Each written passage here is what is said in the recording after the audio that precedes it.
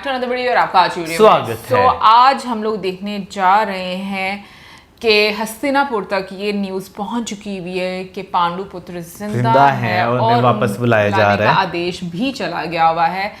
जो युवराज घोषित हो चुके हैं यानी कि दुर्योधन, उन वहाँ पर तो काफ़ी ज़्यादा खलबली जो है मच चुकी है। और जो उनके मामा जी हैं उनकी तरफ से तो सिर्फ एक यही जो उपाय बताया गया है कि अब आपको बाल हट करना पड़ेगा दुर्योधन को। तो देखते हैं अब आगे क्या वो बाल हट करते हैं। तो चलिए स्टार्ट करते हैं ये वीडियो। मैं तो एक नदी समान हूं, जो डूबना चाहे वो डूब जाए, जो तैरना चाहे वो तैर जाए। न मैं किसी को डूबने से रोक सकता हूं और न ही किसी के तैर कर पार उतर जाने पर खुश ही हो सकता हूं, क्योंकि सुख और दुख मेरे किनारे हैं। वो मुझ में स्नान करते रहते हैं, परंतु हैं मुझसे अलग। शकुनी ही को लीजिए, वो कर्म भूमि को चौसर की बिसात मानता है और जीवन को जुआ। तो वो जी नहीं रहा है, वो जुआ खेल रहा है और दुर्योधन उसकी उंगली थामे जीवन यात्रा कर रहा है। यदि वो अपने अभिमान के आकाश से उतरकर वास्तविकता की भूमि पर पांव धर लेता तो ये अवश्य देख लेता कि वो हस्तिनापुर नरेश न भी बने तब भी अपनी महानता के लिए सदैव याद रखे जाने योग्य है, परंतु उसे ये बताए कौन? मैं बता नहीं सकता और शकुनी के सिवा किसी और की सुनने को वो तैयार नहीं है। यदि वो कहता है कि ये बाल हट करने का मौसम है, तो वो बाल हट करने के लिए तैयार है, अपने पिता की तरफ चल पड़ता है।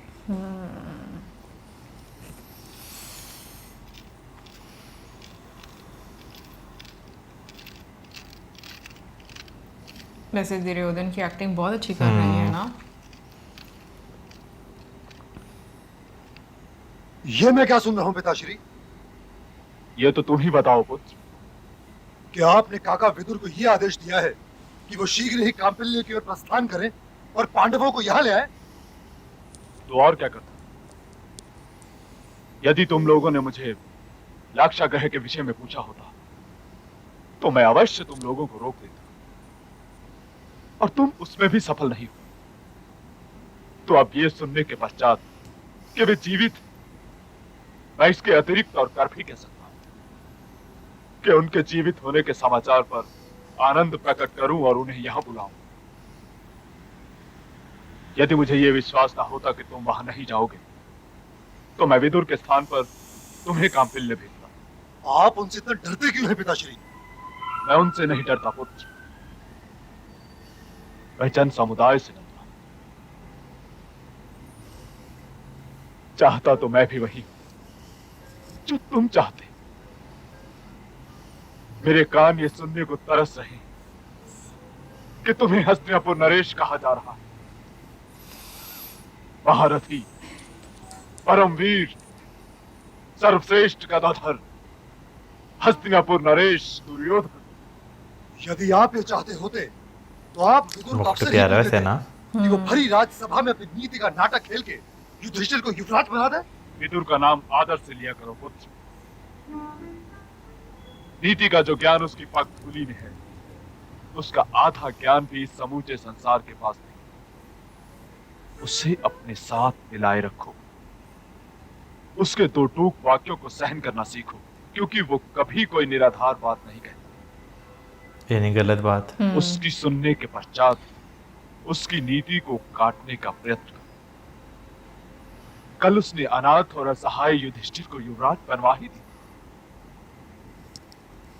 वो युधिष्ठिर तो आज असहाय भी नहीं, पंचाल नरेश द्रुपद उसके साथ, द्वारका की शक्ति उसके साथ।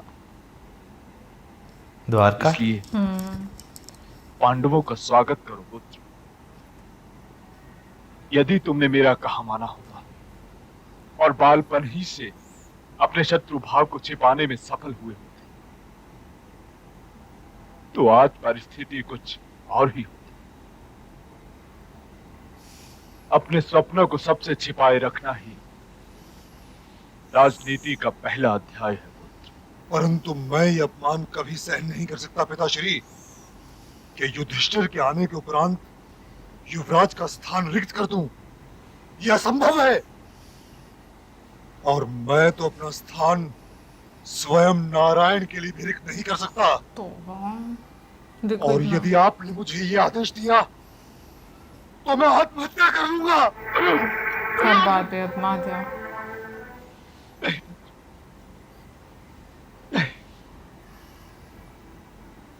तुम्हारा ये नेत्रहीन पिता उतना विवश नहीं है जितना तुम सोचते हो।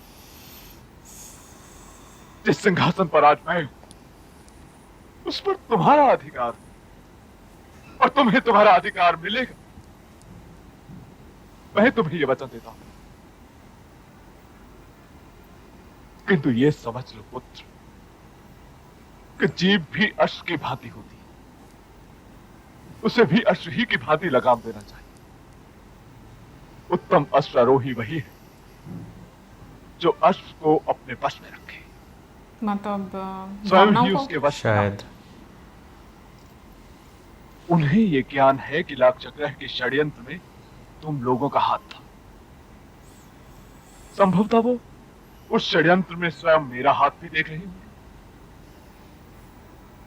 इसलिए बहुत सावधानी की आवश्यकता है, क्योंकि आज उन्हें भड़काने वाले भी बहुत हैं।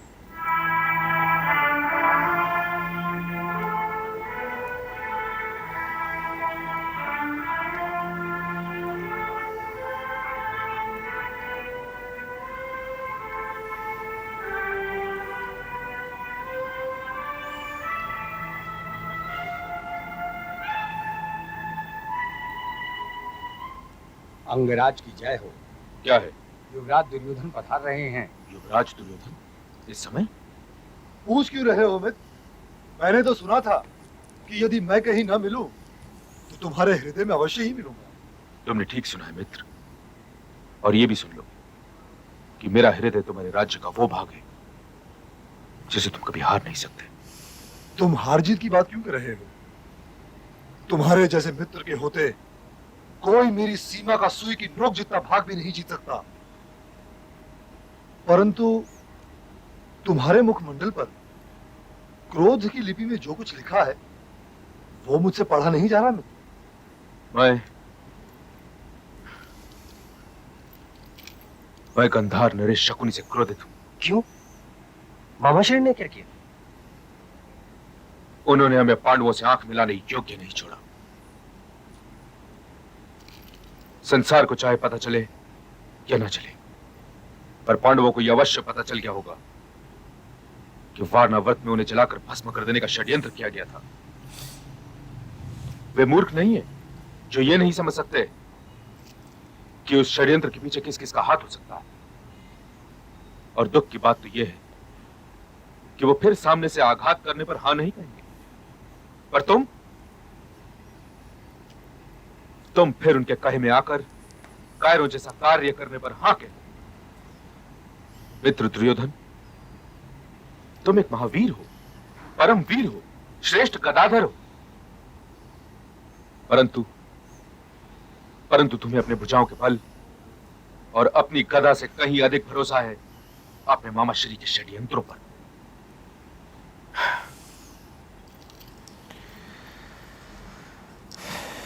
जब तुम ये सब कहते हो तो यही सब कुछ ठीक लगता है, किंतु जब मामाश्री बोलना आरंभ करते हैं अपनी कोई तो सोच लगता ही है कि नहीं जो है। कुछ वो कह रहे हैं उसके अतिरिक्त तो कुछ और ठीक हो ही नहीं सकता। और मैं विवश हो जाता हूँ। परंतु अभी तो हमें इस पर भी विचार करना है कि ये पांचों छोटी माँ कुंती समेत बच कैसे गए। हाँ, क्योंकि भूतपूर्व युवराज के अंगरक्षकों की सेना का सेनापति तो मामाश्री के भरोसे का सैनिक था। निष्ठा को अनिष्ठा से अलग करने वाली रेखा बहुत पतली होती है मित्र। बिक क्या होगा वो युधिष्ठिर के हाथ। नहीं, मामाश्री बिक सकने वालों पर भरोसा नहीं करते, परंतु दुशासन का यह प्रश्न उत्तर की मांग अवश्य करता है। आश्चर्य की बात तो यह है कि मामाश्री का ध्यान